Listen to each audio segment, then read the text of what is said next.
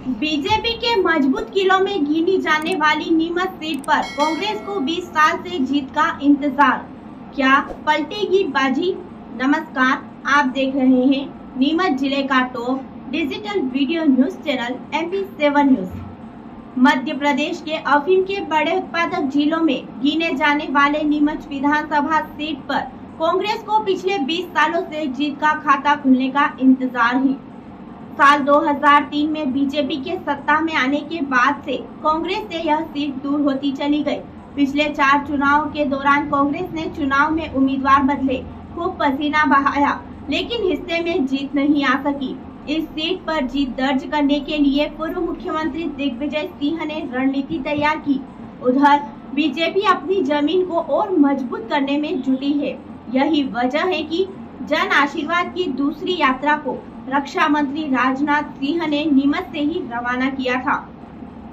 चलिए जानते हैं सीट के सियासी इतिहास के बारे में। अगर सियासी इतिहास की बात करें तो साल 1991 में मंदसौर जिले की नीमच, जावद और मनासा तहसील को मिलाकर नीमच जिले का गठन किया गया था। नीमच की मुख्य पहचान अफीम के सबसे बड़े उत्पादक जिलों में होती है। यह प्रदेश की सबसे बड़ी मंडी भी है। नीमच जिले में 3 विधानसभा क्षेत्र नीमच, मनासा और जावद आते हैं।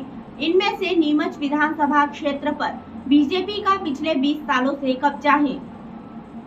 इस विधानसभा सीट पर अब तक 14 विधानसभा चुनाव हुए हैं। इनमें से 5 बार कांग्रेस अपनी पकड़ बनाने में कामयाब रही, जबकि 9 बार बीजेपी उम्मीदवार को जनता ने अपना प्रतिनिधि चुना है। 1990 से हुए 7 विधानसभा चुनाव में कांग्रेस यहां सिर्फ एक बार जीती है।